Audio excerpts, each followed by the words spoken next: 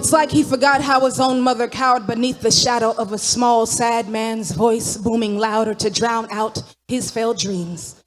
It's like he can't remember the outline of a woman's body alone in the house that raised him and his siblings, the way his kicks were snuffed and his head a marble pinned up against the lockers after school, or against the blacktop on the weekends, or beneath their fist initiating him into a house of bricks. Or it's like the time he swung on his first girlfriend, or his second girlfriend, or the girl at the bus stop that refused to give him her name because her ego towered over him, because her smile was louder than his, because he got a backbone with a fractured memory, because ain't nothing in history tell him we will not forgive you for how you mistreat our sisters. It's like he ain't know this was a setup. He ain't know this was a setup to fight women that look like your mother, to wed women because they don't look like your mother. It's like he ain't never worn cotton before. It's like he ain't never wiped the syrup of mango from an extended elbow. It's like he a machine gun jammed and pointed at the rest of us women, too black and brash, and here we remain, left to pick up the pieces and forgive R. Kelly. Still we stand, stonewall women pretending Chris Brown and Miles Davis ain't like the blood on our lips more than the breath in our body,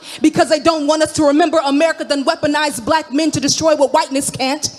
Whiteness so flurried in its excess to exist. Look how to release the bullet without a guilty verdict, without stocks and bonds crashing the same symphonic melody as Black Wall Street, without the fear of the help coming back into the house with shotguns and spike sticks. It's like he don't remember the noose. He don't remember the noose. How the song of wind picked away at the scabs of our feet. And I ain't got time to talk about kings. I want to talk about the privilege of forgetting how I live to fight in a country that needs us to think only one kind of woman is worth believing. How I birthed a black daughter in a country that needs us to believe in respectability and silence and shame and shame and shame. They want us to leave our black men in prisons they built like condominiums in Brooklyn. They want us to focus on gentrification and bail bonds and school debts like we ain't from a lineage of buoyancy, like we can differentiate charred wood from charred flesh. Still, the smoke gon' rise like any good fire. So I will speak up against the man who pulled his piece out in a car ride. I will speak up against the man that pushed me against the scaffold. I will speak until the dawn breaks its beak wide, and we will sweep a circle and make room for the soft-eyed, slew-footed, and unyielding brothers. Together, we will hold space and standards for the short-tempered and ill-mannered manhandlers. We will not buy the abusers' books. We will not attend the concerts. We will not bop our heads to the beat,